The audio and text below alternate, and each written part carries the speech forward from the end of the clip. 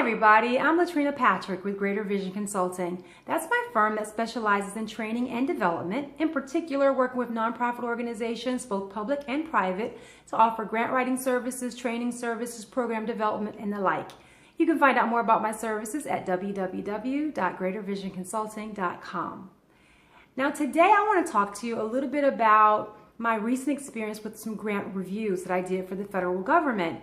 And I learned a lot of things, as I usually do in grant writing review, I should say, experiences, because there's so much to learn and so much to share. And so I wanted to spend a little bit of time just talking to you about that experience and offering you some tips. One of the reasons that I love to do grant reviews, although they are very long and drawn out, but I come out of them with so much information that really is worthy of all the time that I put into it so that I can offer things to you that'll help you in this process. So this was a grant review for a federal government agency, and it was around substance abuse prevention and prescription drugs and things like that. But one of the things that I learned is that I think I've shared before that when you are competing for grants, it's a very, very competitive process.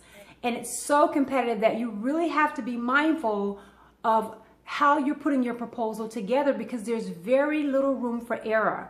When you are in a position to review grants, you see the gamut of proposal writing. You see the worst to the best.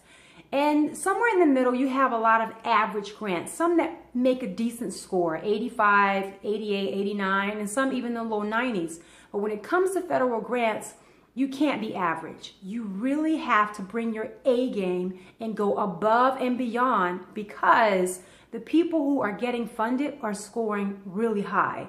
So on average, to get funded for a federal grant, your score is probably going to need to be anywhere between probably 94 and above. And even if you do score a 90, that's a great grant, but you really have to go above and beyond. And so what I want to urge you to do is that when you are writing grants, and not just federal grants, but especially federal grants, you want to go all in, because the reviewer is reading that grant from a perspective that they don't know your county, they don't know your demographic area, they don't know your organization. All we have to go off is what it is that is presented before us in that application, in that proposal. We can't read into anything. We can't assume anything. We can't click on links that you've included in your proposal. We're getting a hard copy.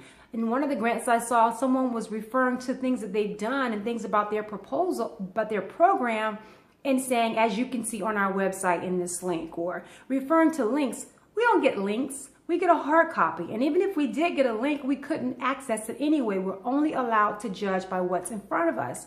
So whenever you think that you're at a point in your writing and you think, well, they'll know what I mean, or they'll get the gist, or they can assume, we don't make any assumptions. All we can grade you on is what's in front of us. So I really urge you and just want to encourage you to always go all out.